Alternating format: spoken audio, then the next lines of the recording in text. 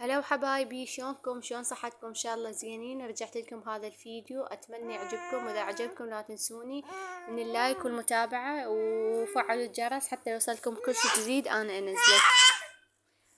وهنا ما عليكم بنتي حمقت علي، وهنا اكيد انا قاعدة منتج الفيديو وهي قاعدة يمي تلعب.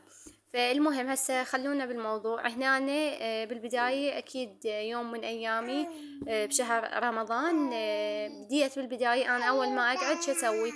عندي شنو مثل لحم او دجاج او فد شي اسلقنه بالبداية، اتخلص من عده وبعدين اجي اسوي اي عصير عندي اسويه، واللبن اكيد اسويه واخليهن على مود اخليهن يبردن، وهنا اتجه لشغلي. فهنا أنا بعد ما خلصت اكيد وخليت اللبن بالثلاجة، جيت هنا عندي دجاج جاي اسلقنه، خليت الدجاج وخليت اكيد بصل مثل ما تشوفون، ونومي بصرة وفلفل اسود وبهارات وكركم، واكيد ورق غار عن الزفرة، واذا عندكم ثوم هم خلوه يعني على مود يصير سوب طيب.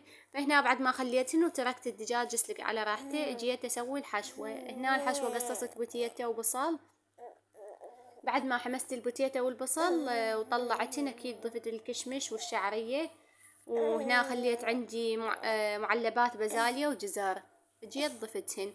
اكيد انا هواي سويت وياكم مطبق الدجاج، يعني مسويته هواي بالقناة. فهنا أنا هيك جاي اخذ لكم مقتطفات. استوى عندي الدجاج، وهنا تمن هم طبخته، واكيد بعد ما نشف اجي انص عليه.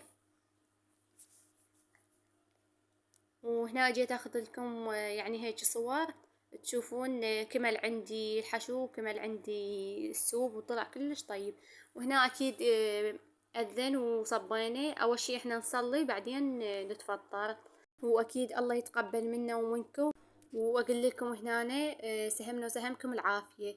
وهنا يعني اكيد بعد ما تفطرنا وخلصنا وشربنا شاي وقعدنا شوية ارتاحينا، لازم نسوي فد طبق فد شي يعني حلو، هيج سوالف نسويه ورا الفطور واحد يشتهي. فهنا أنا بعد ما ارتاحت وغسلت المواعين وخلصت كل شغلي، هنا اجيت قلت خل اسوي الداطلي او الطاطلي العراقي، بعدكم شو يسمونه.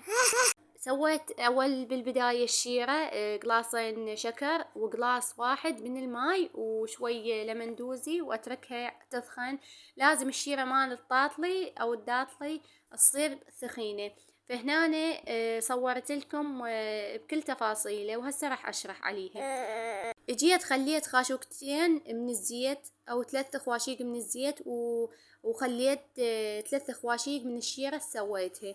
بعد ما تكرملت عندي الشيرة اجيت شنو سويت؟ ضفت قلاصين من الماي واتركهن بس يبدي يفور الماي، اجي اضيفن على الماي قلاصين من الطحين ونص قلاص من النشا، ويطلع طعامها كلش طيب. بس كون تعجنونها عادل، لازم تعجنوها وحتى لو هو حار لازم تعجنونه وتكوروها، وتصير عندكم عجينة يعني ملمسها ناعم. يلا تبدون تقلون، تخلون اكيد زيت غزير وتقلوها وعلى نار عالية، وبعدين من طلعوها تخلوها بالشيرة، والف عافية.